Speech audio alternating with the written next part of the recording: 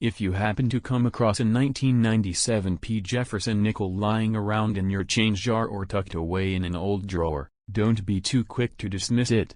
Because believe it or not, this simple-looking coin might just turn the tables for you. While most people would see a 5-cent piece and think nothing of it, a small group of collectors knows there's more to this coin than meets the eye.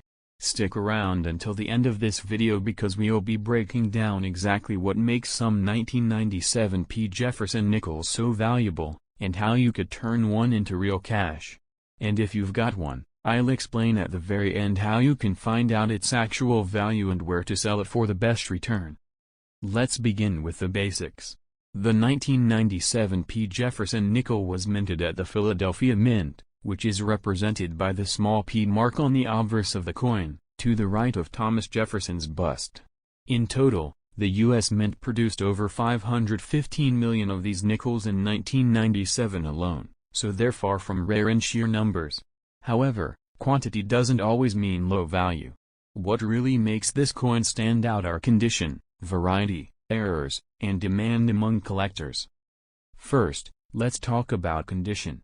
Like all coins, Jefferson nickels are graded on a scale from 1 to 70, with MS 70 being a perfect, mint state coin that shows no signs of wear, scratches, or damage. Most 1997 P nickels you'll find in circulation will be in poor to average condition. But the key is finding one in superb, uncirculated condition, ideally MS 65 and above. Coins graded at MS 67 or MS 68 by PCGS or NGC can be significantly more valuable. Some MS 68 examples have sold online for over $100 even without any error or unique variety. That's a lot more than face value, and it's just the beginning. Now let's look at what the market actually says. On eBay and other auction platforms, 1997 P. Jefferson nickels in mint condition or with certification are often listed with asking prices ranging from $10 to $150, depending on grade and presentation. Some auctions close at surprisingly high prices, particularly for coins in PCGS slabs with high mint state grades. One 1997 P nickel graded MS 68 full steps, meaning all the steps on Monticello's base are sharply struck and visible, was listed for over $200 and sold for just under $150. That's not bad for a coin most people ignore completely. And then there are the error coins. This is where things get especially interesting. Some 1997 P. Jefferson nickels have striking or planchet errors that turn them into valuable rarities. One common and desirable error is the off-center strike. This occurs when the coin isn't properly centered during the minting process and a portion of the design is cut off. The more dramatic the error, the more valuable the coin. Another error that collectors look out for is the double die, particularly on the obverse where Jefferson's features or the date show signs of doubling. These are rare but not impossible to find. A 1997 P nickel with a visible double die error could be worth several $100s or more, depending on the severity and the condition of the coin. Let's not forget die cracks and cut errors, which happen when the die used to strike the coin is damaged. These imperfections can leave raised metal lines or lumps on the coin, and although they might seem like defects, they actually make the coin more collectible. One 1997 P nickel with a major die crack on the obverse sold for over $80. Not bad for a 5-cent coin, right? But it doesn't end there. There are also a handful of coins that were struck on the wrong planchets. A planchet is the blank metal disc a coin is struck on. Some 1997 P nickels were mistakenly struck on planchets meant for dimes, and as a result, the coin is both lighter and smaller. These minting mishaps are incredibly rare, but when they show up at auction, they make waves. One such error coin fetched over $500 at a major online auction. Now, one of the biggest keys to unlocking the value of your 1997 P. Jefferson nickel is the full steps designation. On the reverse of the coin, at the bottom of Monticello, you'll find a series of horizontal steps. When these are clearly and fully struck without interruption, a coin can receive the coveted full steps designation from grading services like PCGS or NGC. This makes the coin significantly more desirable to collectors. A 1997 nickel in MS67 condition might sell for around $30 to $50, but if it has full steps, that value could triple or even quadruple. Some collectors focus exclusively on Jefferson nickels with full steps, and they're willing to pay a premium for the best examples. Another factor that drives value is certification. Having your coin professionally graded and authenticated by services like PCGS or NGC adds credibility and often boosts the coin's selling price. Uncertified coins can still sell well, but buyers are more cautious.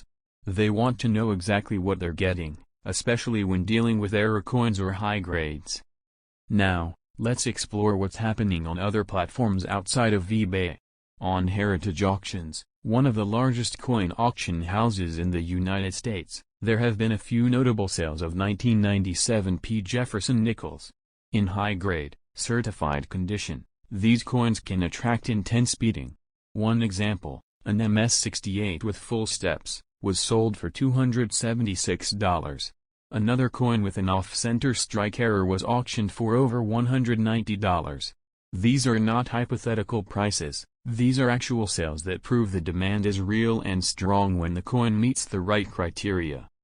On Etsy, while the prices tends to be less consistent, some sellers list 1997 Jefferson nickels for $10 to $40, even in raw condition.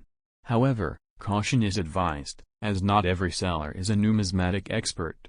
It's always best to compare prices across multiple platforms and consult reliable grading guides or auction archives before making any buying or selling decision. Social media marketplaces like Facebook groups, Instagram shops, and even TikTok sellers have also jumped into the coin game. Many are offering niche coins like the 1997 Jefferson nickel to eager buyers who are collecting modern coins or searching for rare varieties. The excitement is real, and so are the prices, when the coin fits the bill. Now, if you're wondering how to check if your 1997 Jefferson nickel is one of the valuable ones, start with the basics. Check for the mint mark P and make sure the coin is indeed from 1997. Then inspect the reverse side. Do the steps on Monticello look sharp and uninterrupted? That could indicate a full steps variety. Next, look closely at Jefferson's face and the numbers in the date. Any signs of doubling? You might be holding a double die. Is the coin off-center or oddly shaped? That could be a planchet or strike error. Even slight differences can matter. Use a magnifying glass or a coin loop to be sure. Weighing the coin is another important step. A standard 1997 nickel should weigh around 5 grams. If it weighs significantly less or more, that could indicate a planchet error, or even a counterfeit. Yes, there are fakes out there, especially for high-value coins. The next step is taking clear, high-resolution photos of both sides of the coin. Try to capture the coin under good lighting, without any glare or reflections. If you plan to sell online, presentation matters more than you think. Buyers want to see every detail before they make a decision, especially for coins that are not graded. Once you have good photos, you have a couple of choices. You can list your coin on platforms like eBay or Etsy, targeting collectors who are actively looking for this specific date and mint mark. Make sure to describe your coin accurately, mention if it has full steps, any visible errors, and the condition. Or, if you think the coin is particularly valuable, send it to a grading service like PCGS or NGC. While grading does cost money, it often adds far more value than it takes away. Coin dealers and coin shows are also good places to take your 1997 Jefferson nickel. Dealers can give you a free verbal appraisal and may even offer to buy it on the spot. Be cautious though, some dealers might offer less than the coin's actual value, so it's good to come prepared with price comparisons from online platforms. And now we come back to the reason you're watching this video in the first place. That 1997 Jefferson nickel in your hand or lying forgotten in a drawer might just be worth a lot more than 5 cents. Whether it's an error coin, a full steps variety, or a certified high-grade example, the market is alive and well for these coins. The trick is knowing what you've got, how to spot the signs of value, and where to sell it for the highest return. So here's what to do next. Go find your 1997 P. Jefferson nickel, take a good look at it, and then drop a comment below with all the details. Is it shiny? Any visible steps? Do you see any weird errors? Let me know everything, and I'll personally tell you the current market price and walk you through the best way to sell it. Don't miss this chance. Your 1997 P nickel might be the one that turns the tables for you.